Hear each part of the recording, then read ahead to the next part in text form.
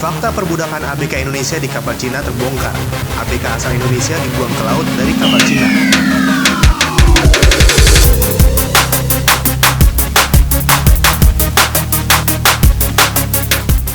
Mantan Menteri Kelautan dan Perikanan Susi Pujiastuti angkat suara terkait dugaan perbudakan yang dialami oleh anak buah kapal asal Indonesia selama bekerja di kapal ikan Tiongkok. Melalui akun Twitternya, Susi menyebut adanya kejadian seperti perbudakan menjadi dasar mengapa illegal unreported unregulated fishing atau IUUF harus disikapi secara serius oleh dunia internasional termasuk Indonesia. Terkait kejahatan kemanusiaan di tengah laut ini, Susi mengingatkan munculnya kasus Benjina 2015 silam.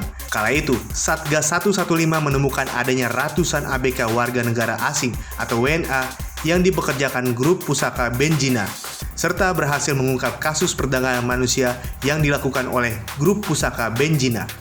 Lalu mengenai kasus eksploitasi tenaga kerja, yaitu pemaksaan terhadap ABK untuk bekerja lebih dari 20 jam per hari. Kemudian berbagai tindakan melawan hukum seperti mematikan transmitter kapal, menggunakan peralatan yang dilarang dan membahayakan, transshipment ilegal, serta pemalsuan dokumen dan logbook. Yayasan Keadilan Lingkungan atau EJF merilis laporan dari kapal nelayan Cina yang 4 anak buah kapal atau ABK-nya dilaporkan meninggal dunia akibat tidak mendapat perawatan medis yang layak. ABK asal Indonesia itu mengungkap berbagai pelanggaran hak asasi manusia serius yang mereka alami seperti kekerasan fisik dan bekerja 18 jam per hari, serta aktivitas penangkapan ikan ilegal oleh kapal nelayan Cina. 4 pria ABK itu semuanya mulai bekerja di kapal Longsing 629 pada awal 2019.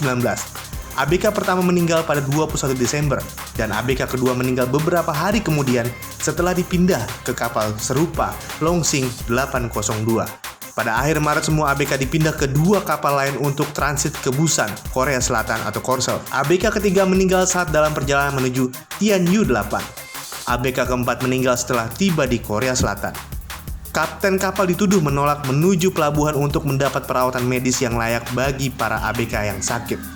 Para ABK mengungkap kematian rekan-rekannya itu akibat kualitas air yang buruk yang disediakan di kapal tersebut, meski tidak ada autopsi yang dilakukan para ABK.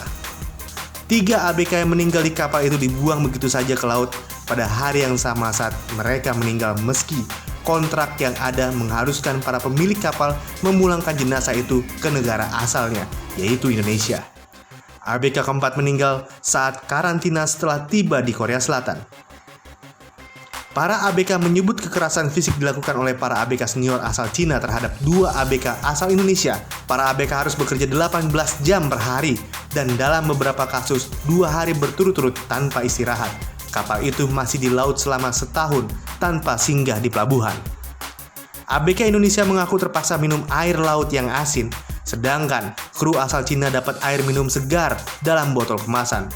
Laporan ini diberikan para ABK Indonesia dari Longsing 629 yang sekarang berada di Korea Selatan saat mereka diwawancarai oleh para pengacara dari Apil.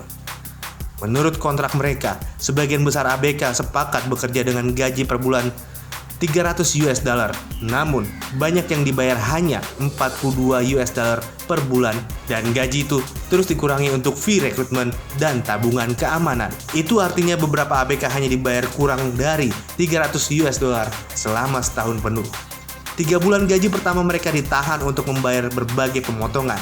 Paspor semua ABK juga disita oleh kapten di satu kapal saat para ABK mulai kontrak kerja mereka. ABK dari Longsing 629 juga melaporkan penangkapan ikan ilegal skala industri dan memberikan foto-foto dalam film sirip ikan hiu yang diduga sebagai spesies yang terancam punah.